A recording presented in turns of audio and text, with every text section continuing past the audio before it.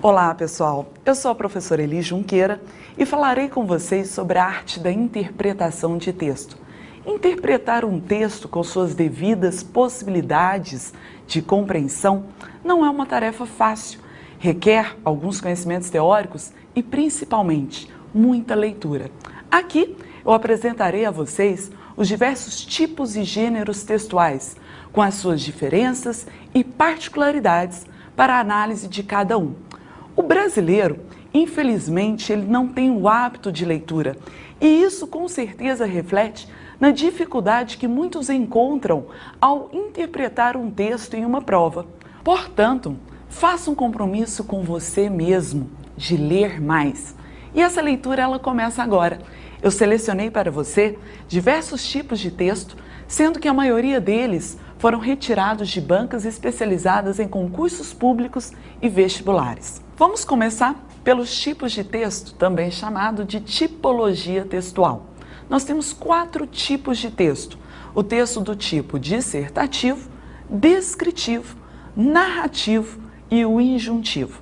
O texto do tipo dissertativo é aquele texto que disserta sobre algo, apresenta uma ideia, o autor tece argumentações sobre o tema que ele desenvolve. O texto do tipo descritivo é aquele texto em que predominaria a descrição. O texto do tipo narrativo, nós vamos ter uma narração, é um narrar uma história com seus personagens, um clímax e um desfecho do acontecimento. E o texto injuntivo, ele se caracteriza pela presença de verbos no modo imperativo, que são aqueles verbos que indicam ordem, pedido, conselho. Um bom exemplo de texto do tipo injuntivo são os manuais de instruções.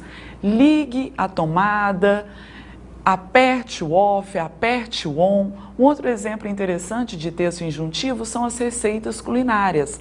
Bata os ovos, coloque o leite. O tipo dissertativo, ele poderá ser classificado em dissertativo argumentativo e o dissertativo expositivo. Não se deixe enganar pelo nome. Todo tipo dissertativo apresenta argumentos.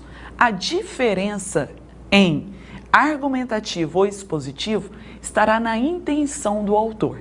Se a intenção do autor, com aquela argumentação, for convencer o leitor, ou melhor, se a intenção do autor é defender uma tese dele, isso seria um texto do tipo dissertativo argumentativo.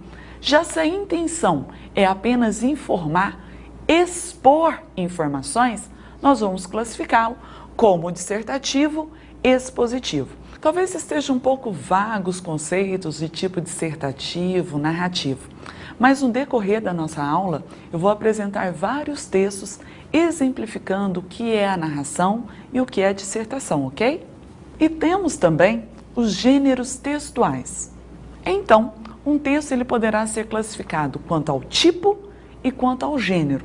É interessante você entender a diferença entre tipo e gênero. O tipo textual, ele está em um número limitado. Nós temos apenas 4 tipos textuais, que seriam o narrativo, o descritivo, o injuntivo e o dissertativo. Já os gêneros textuais já foram catalogados mais ou menos 4.000 gêneros. Exemplos de gêneros textuais: os contos, as anedotas, e-mail, fábulas, crônicas, entrevistas, resenhas, resumos, reportagens, lendas e outros tantos.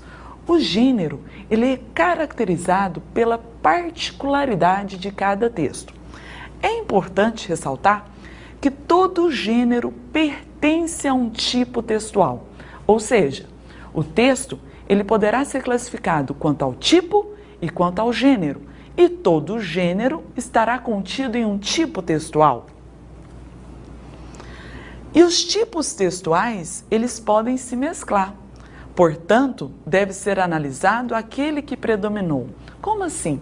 Dentro de um texto, eu poderei ter um trecho de narração, um outro trecho de dissertação, um trecho de descrição. Mas qual predominou? Foi a dissertação? Qual foi a principal intenção do autor? Foi a narração? Para você entender melhor isso, vamos aos exemplos. Primeiro exemplo. que é o nosso primeiro texto, o sapo e o escorpião. Certa vez, após uma enchente, um escorpião, querendo passar ao outro lado do rio, aproximou-se de um sapo que estava à beira e fez-lhe um pedido. Sapinho, você poderia me carregar até a outra margem deste rio tão largo? O sapo respondeu, só se eu fosse tolo. Você vai me picar e eu vou ficar paralisado e vou morrer.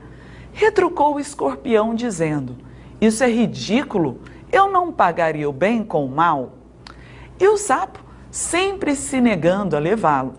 E tanto insistiu o escorpião, que o sapo, de boa fé, confiando na lógica do aracnídeo peçonhento, concordou. Levou o escorpião nas costas, enquanto nadava para atravessar o rio. No meio do rio, o escorpião cravou seu ferrão no sapo. O sapo, meio moribundo, perguntou, por que você fez isso? Agora morreremos os dois. Não sei, talvez porque eu seja um escorpião e essa é a minha natureza.